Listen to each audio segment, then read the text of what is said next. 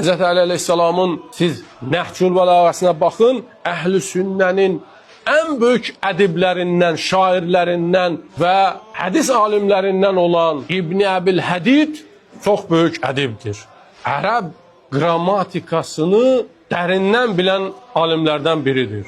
Gəlir əleyhissalamın xütbələrindən birinə deyir, mən buna səcdə edirəm.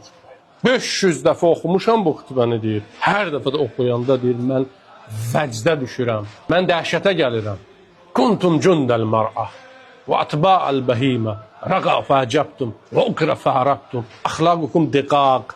Baxın, burada bu hissədə sizə tanış gələr, indi oxuduğum, əvvəl oxuduğumla. Quranda nə idi? Hərflər qutarırdı, r ilə, s ilə. Burada əxlaqukum diqaq və ahdukum şiqaq və dinukum nifaq və maukum zuaq. Əli əleyhissalam xütbə oxuyur, q hərfi ilə söhbətlər qutarır. Əli əleyhissalamın xütbələri var, ərəb əlifbasından bir hərfi işlətmədən xütbə oxuyur. Məsələn, əlif hərfini. Siz fərz edin, sizə deyirəm ki, siz danışın, amma A hərfindən istifadə eləməyin. İşlətməyin A hərfini. Danışa bilər elə. Əli əleyhissalam çıxış eləyir. Nöqtəli hərflər var ərəb dilində. Məsələn, S hərfi, T hərfi, Z hərfi. Əli əleyhissalam bunlardan istifadə etmədən çıxış edir.